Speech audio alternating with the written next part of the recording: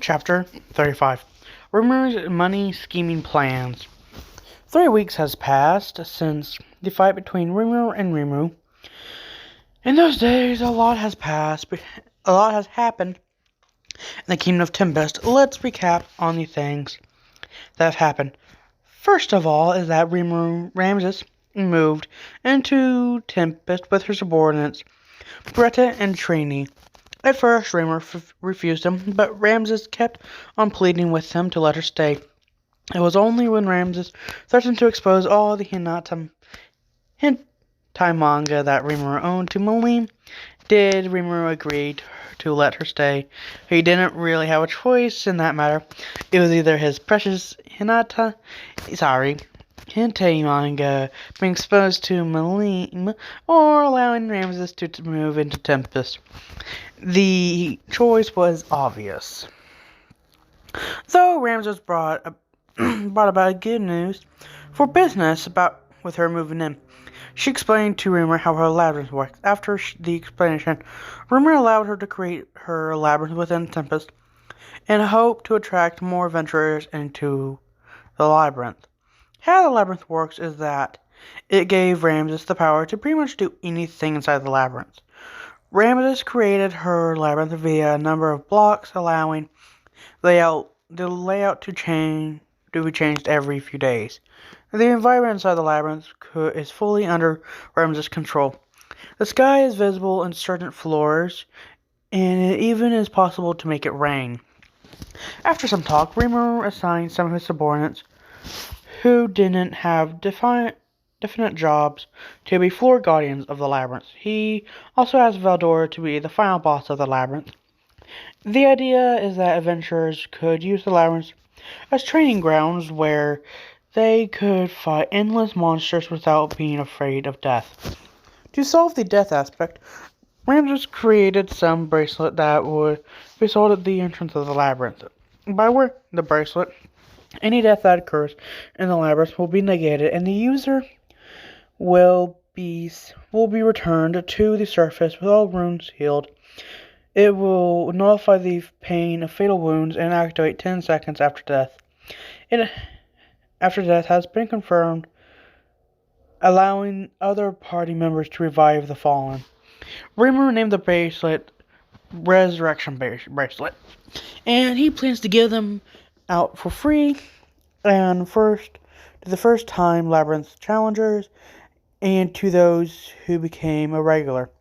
He plans to sell it at a price of 2 silver coins.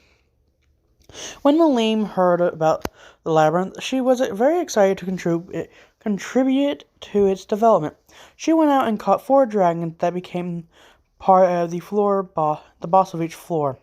The dragon she caught was a fire dragon, water dragon, wind dragon, and earth dragon. Rimiru assigned these dragons to guard the floor 96, 97, 98, and 99. Fedora was guarding floor 100 as the overlord of the labyrinth. The other subordinates assigned to guard the labyrinth were Alderman, who was assigned to guard the 70th floor alongside Vanguard, Albert, and the Death Dragon. Abito was assigned to guard the 79th floor. Zigion was assigned to guard the 80th floor, and Kurama was assigned to guard the 90th floor. Kumara is the little fox that Rimiru rescued from Clayman. Rimiru named her, but she somehow trick Rimiru into naming her tails, which caused her to evolve into a female human with fox features. That's it about the labyrinth, and the next thing that happened is that Diablo and Ultima and Caria returned to Tempest with a white-haired female demon. The white-haired female demon was on the same level as Diablo before his evolution to a demon peer. She was at first skeptical and offended by Rimiru's appearance. But when Rimiru released a little bit of Zora, it made her shut up and made her very submissive and obedient. In fact, she might even be the most obedient demon under Rimiru, besides Diablo, of course. Ultima and Caria told Rimiru about their 200 followers each. Rimiru took them all to the labyrinth where he began to name the demons. He started by naming the white-haired demon Tesserus after a car in his old world. He named her two highest subordinates, Moss and Beria Cien, who evolved into archdemons. He named Caria's highest subordinates, Ariga and Esprit, who evolved into Archduke. Rimiru also named Ultima's strongest subordinates, Marquis, Veyron, and Baron Zonda, who evolved into archdemons. He also named a unique demon that was under Diablo, Venom, and other great demons who were left on standby in the underworld, and the rest were assigned under Diablo, and they became known as the Black Numbers. Moss was assigned to assist Soye in gathering information around the world. The next thing that happened is during these past 3 weeks was Rimiru announcing to host an engagement party of himself and Milim. He told his subordinates that he was going to use this opportunity to introduce himself to the world and show the world that how peaceful the Jura Force Federation is compared to the rumors they have been hearing. He also wants to use the opportunity to show off Milim to the whole world and announce the union between his nation and Milim's nation. Naturally, all of Rimiru's subordinates were on board with the plan, and they planned to prepare for the party. Rimiru planned to hold an opening party for the labyrinth after the engagement party. He planned to entertain the visitors that would come to Tempest by allowing them free passes to places in the city. Rimiru also planned to hold a little festival at the day before the engagement party as a way to celebrate the establishment of the Jura Force Federation. Every citizen in Tempest began to decorate the city of Tempest in preparation for the engagement party and festival that was going to be held soon. Well, those were the major events that happened in the past 3 weeks. Currently, Rimiru is at a meeting with his good friend Majoli. I've got another job for you, Rimiru told Majolmile. Oh, another bright idea of yours. You always bring such fascinating projects to the table, Majolmile said with excitement. You know me too well, Molly. You know our recent project. I want to launch a test run of it in my nation during the opening festival before my engagement party, Rimiru explained to him. The project was to establish the establishment of fast food like burgers, hot dogs, fries, and drinks to his world. Molly said, That's actually a good idea. I appreciate that offer because I was thinking about where I should train our staff. If you're proposing this idea, then it means you must have sought out our differences with the Crusaders. Then it means Majolmile asked. Rimiru smiled. Thanks for the worrying about me, and yes, I've sought out things with them. Hinata and I signed a non-aggression pact between our nations. Majol smiled in relief. Thank goodness. I guess I was worried for nothing. Anyway, how is training of the staff coming? Okay. Is the training of the staff coming okay? Rimiru asked. Nothing less than perfect. We've trained them to the point that everyone can perform their tasks at the same level, Majol explained. That's what I like to hear. Rimiru and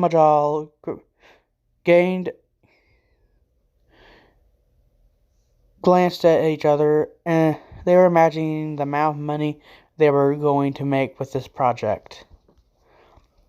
So, can we put up a storefront offering burgers, hot dogs, fries, and drinks lineup we talked about? Rimiru asked. That we can. I think that we can attract some customers with those beef skewers dipped in the secret sauce you talked about. Preparing them in a rice bowl will definitely improve our bottom line, Majal explained to him. That's a great idea. Let's add that to the menu, too. Do we have any employees to work with? Rimiru asked. Well, for the moment, I'm thinking we could launch up with upward of 20 locations, but starting that big will take a fair amount of money. We need backup personnel, which I'm training right now. We'd need backup personnel, which I'm training right now. That's a necessary expense in the way I see it. So along those lines, if we can deploy gradually, I say 5 locations at a time. That'll put us within budget, Majal explained. Rimiru was truly impressed. Majal fully understood his proposal and was already working out any staff issues. He was glad to have a business partner like him. I'm glad you get it, Molly. By the way, I have another interesting offer for you that will fetch us a good amount of money, Rimiru told Majal. Let's hear it. Any ideas you bring, I know will be amazing, Majal told him. Rimiru smiles with a small blush. Aw, thanks. Anyway, I plan to open up a labyrinth, which adventurers could use as sought-after training ground for leveling up. So Rimiru went ahead and explained the purpose of the labyrinth and its many functions. I see, that does sound interesting, and it's a good way to it is a sure way to guarantee to fetch us a good amount of money, Majal said with interest. Glad we're on the same page. Now I want you to advertise our labyrinth to adventurers by spreading the words about it.